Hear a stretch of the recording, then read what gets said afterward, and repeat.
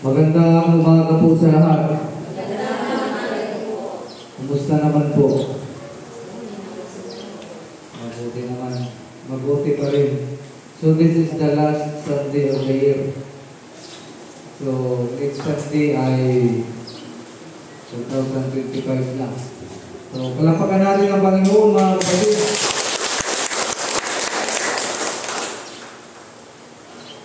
Di ba kayo napuyat? Anong mahal? Hindi naman. Diba, ay di ba naghapon ako? Bakit wala ang magsimba? May tayawan. Sa huling linggo ng taon ay pinagdiriwang din ng simbahan ang banal na pamilya. Ito yung pamilya ni Jesus. Si Jose, si Maria, si Jesus. Ang banal na pamilya, yung unang pamilyang nakatanggap ng kaligtasan mula sa Panginoon. Sapagkat si Kristo mismo ang kaligtasan. Isa nga doon sa Ebanghelyo ni San Juan sa Kabanata 3:16.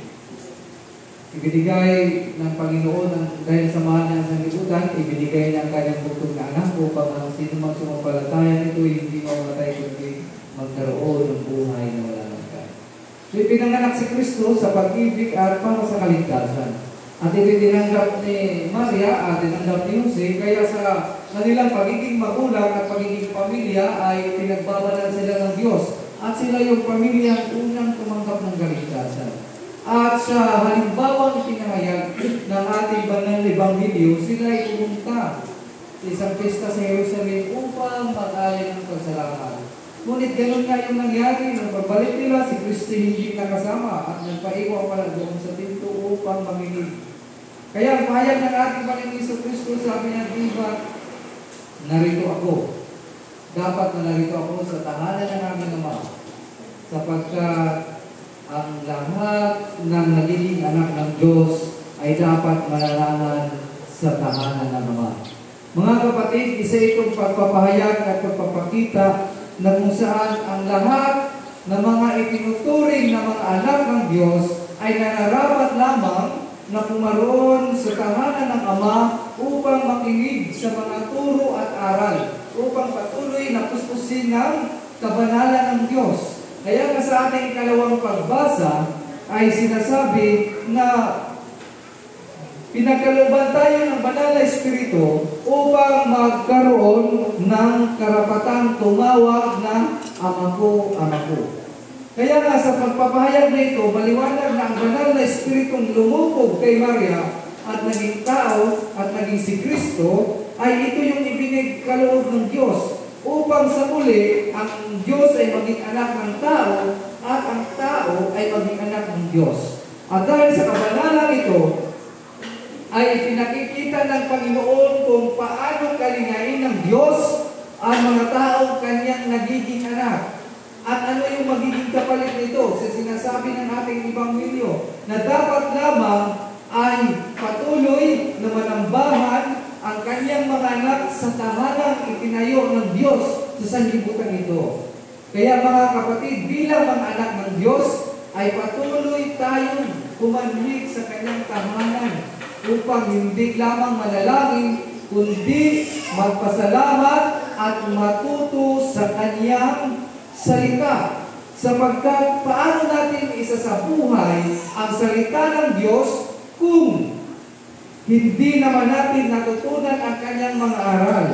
Kaya nga sa pagpapahayag na ito, patuloy na muling pinapaalala ng Diyos sa atin na dapat matutunan natin ang kanyang mga aral bilang kanyang mga anak.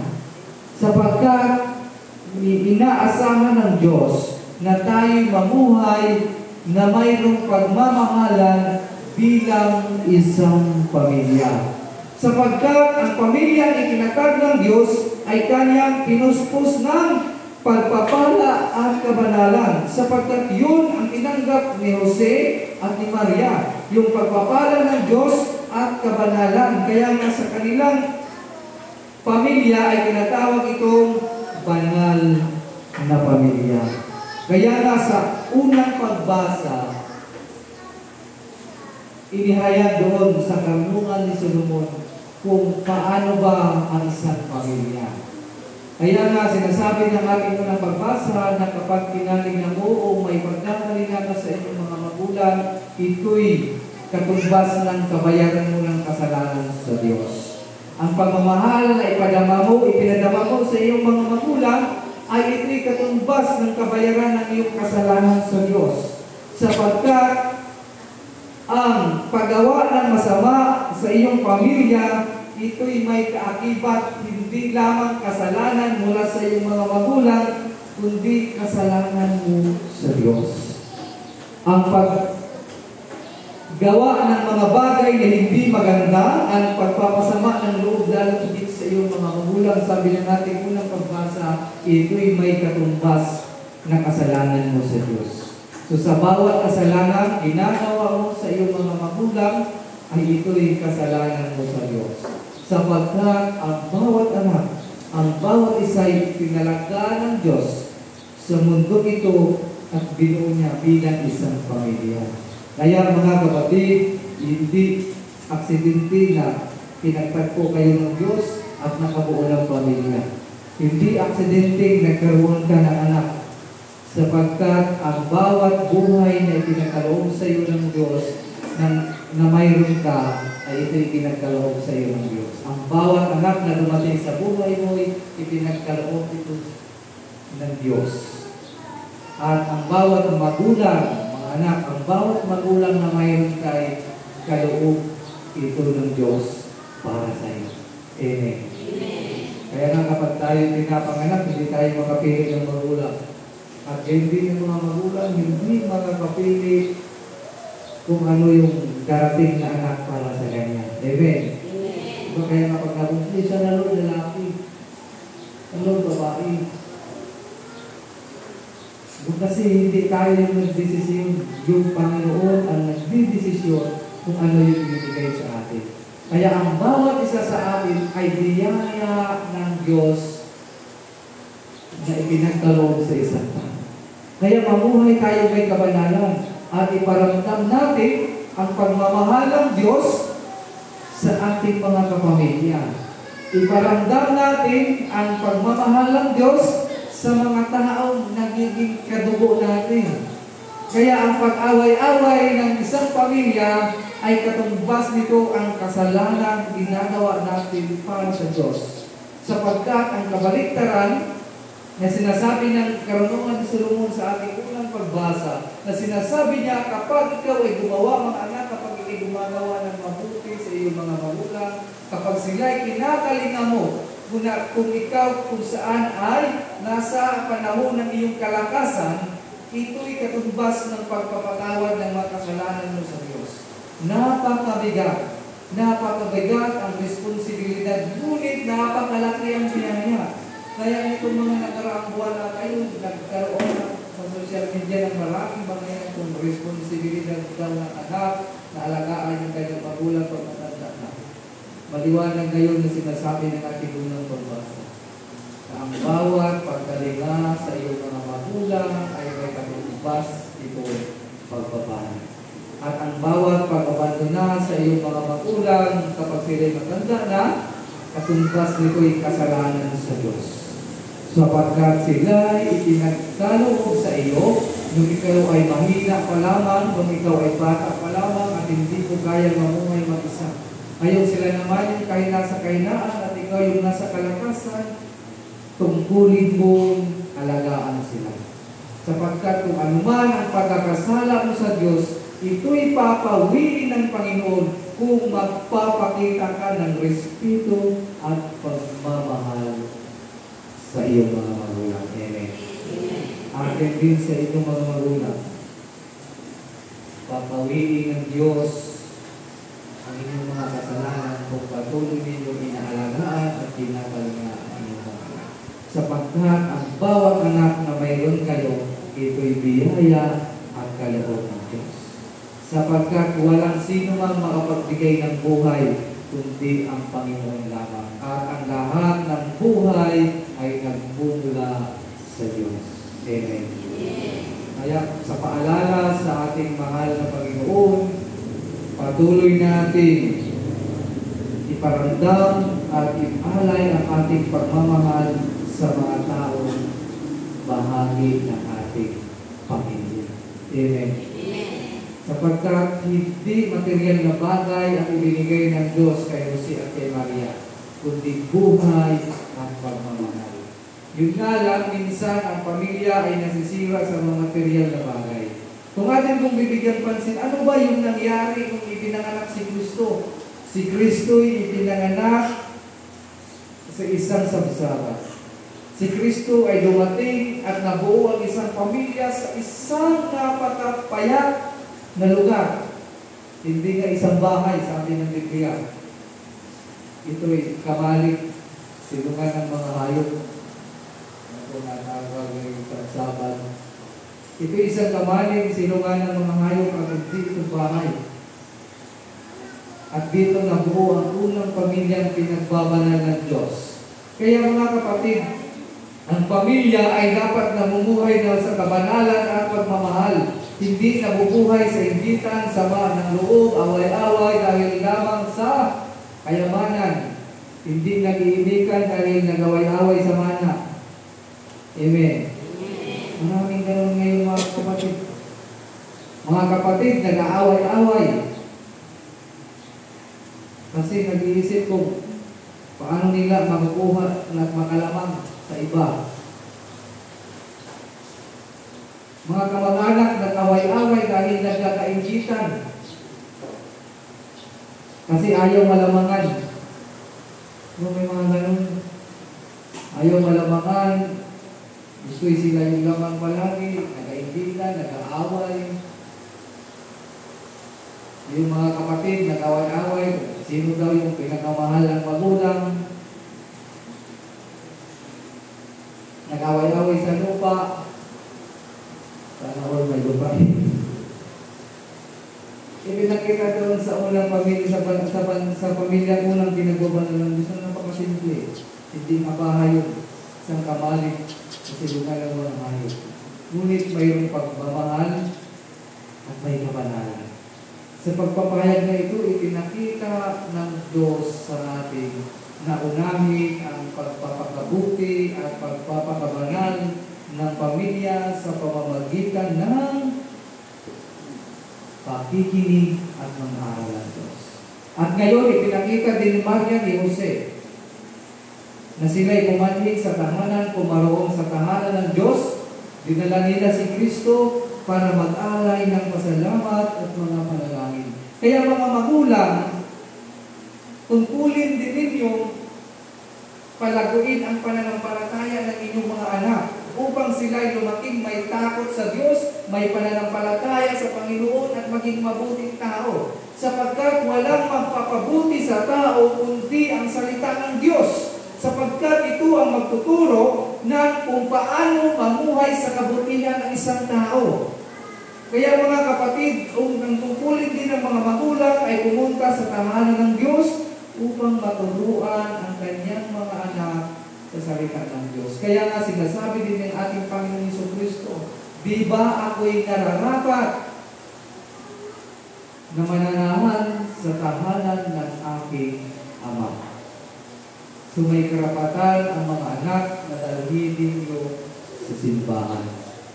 Yun nga lang, paano naman madala? Ay mga magulang din naman nagasisip pa. Kaya yun, tapos asisihin, kaya Panginoon, bakit ito aking anak ay sobrang pasaway, wala man lamang natutunan kabutihan, wala man lamang natutunan angal ng Diyos. So, isang tinatanong natin. Kaya habang bata pa sila, sanayin at turuan sa salita ng Diyos. Kaya sa ginagawa ngayon ni Kristo, pinapaalala niya naman sa kanyang mga magulang na bagamat siya'y bata pa, na bagamat ang inyong mga anak ay bata pa, turuan ninyo sa salita ng Diyos. Marami akong napapansin ngayon, yung mga bata ang lakas ng magmura. Mas magaling pang magmura kaysa magdasal yung mga bata ngayon. Mga nagkakatutakbuhan, nagbabarang-barang, ay naku, ang lakas ng murahan.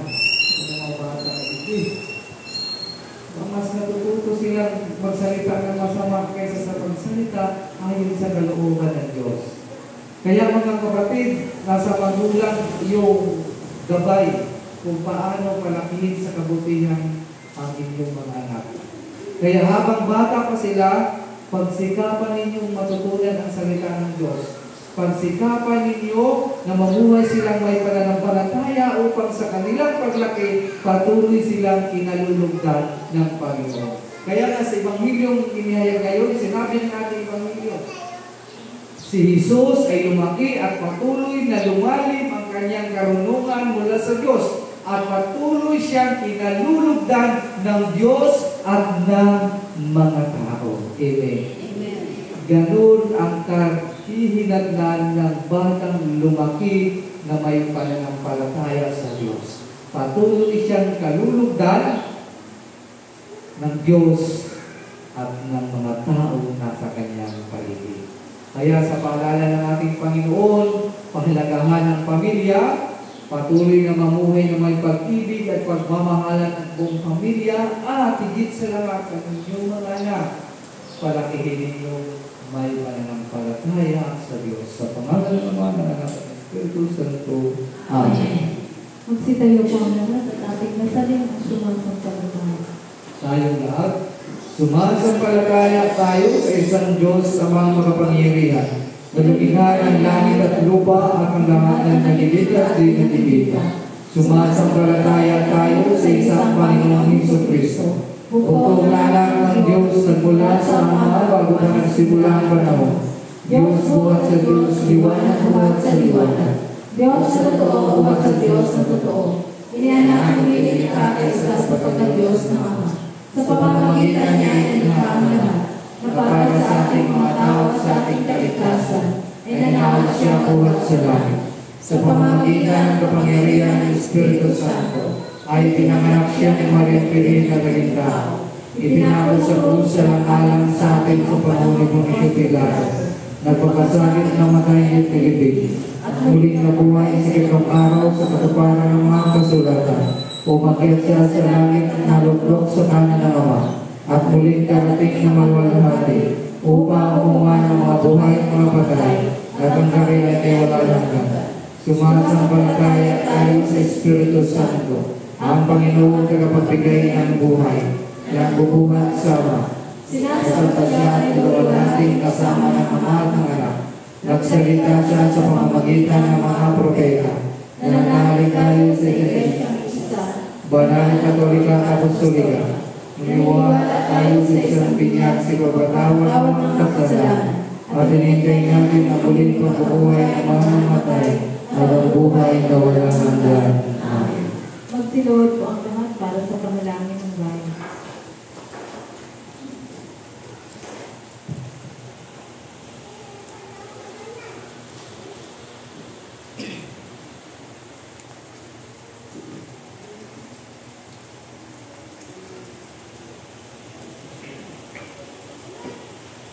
Hatid ng pananalig sa Panginoong humirang sa ating maging mga miyembro na isang pamilyang Kristiyano at ng simbahan. Ang ating po itutugon sa bawat panalangin. Panginoon, ligin mo kami. Ulitin po natin. Panginoon, tingin mo kami. Para sa pamilya ng simbahan at sangkatauhan, naway lahat ng kanilang pamilya, ang pamilya ay makalasap ng pag-iingat nila Jesus, Maria at Jose. Manalangin tayo. Panginoon, tingin mo kami. Para sa lahat ng pamilyang Pilipino, naway mapanatili silang magkakabuklod at magkakasundo sa kanilang pananampalatayang Kristiyano at tulong ng pamayanan, manalangin tayo. Panginoon, tingin mo kami. Para sa mga pamilya ng mga mahihirap at mga migrante, naway ingatan ang kanilang mga kapamilyang pananampalataya, pagkakaisa at pagbibigayan sa kabila ng mga nahirapang pangkabuhayan, manalangin tayo. Panginoon, tingin mo kami.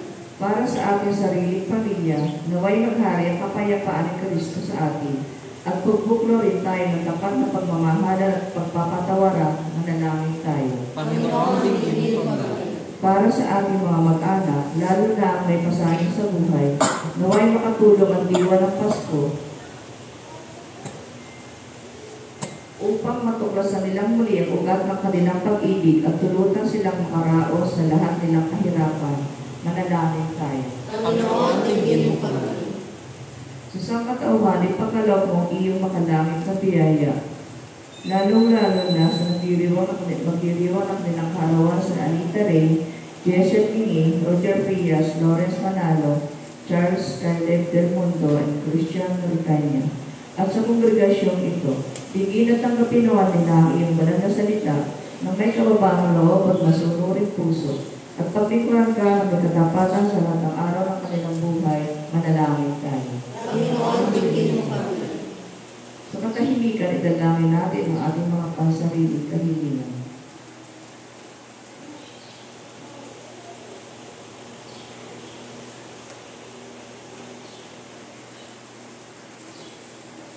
Manalangin tayo. Panginoon, tingin mo kami. Panginoong Diyos, pagpalain mo ang lahat ng pamilya sa buong mundo. Ilapit mo sa iyo at sa isa't isa ang lahat ng miyembro nito at ingatan mo sila sa iyong kapayapaan at pagmamahal. Sa pamamagitan ni Kristo ang aming Panginoon. Amen.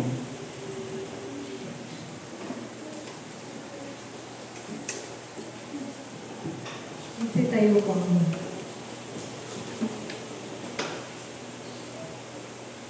Mga kapatid, tayong katawan ni Kristo sa pamagitan ng isang Espiritu, tayong lahat ay pinag-isang katawan ng tayo binyagan. Panatilihin natin ang pagkakaisa ng Diyos sa Espiritu sa digis ng kapayapaan. Ang kapayapaan ng Panginoon ay naginawang sumainyo. At sumainyo. Magpatihan tayo ng kapayapaan sa isa't isa. Peace be with you, peace be with you, peace be with you. Buong kagalagang ihandog natin sa Panginoon ang karangalang nararapat sa Kanyang pangalan. Magdala ng alay at umaroon sa Kanyang harap. Magsiupo, Panginoon.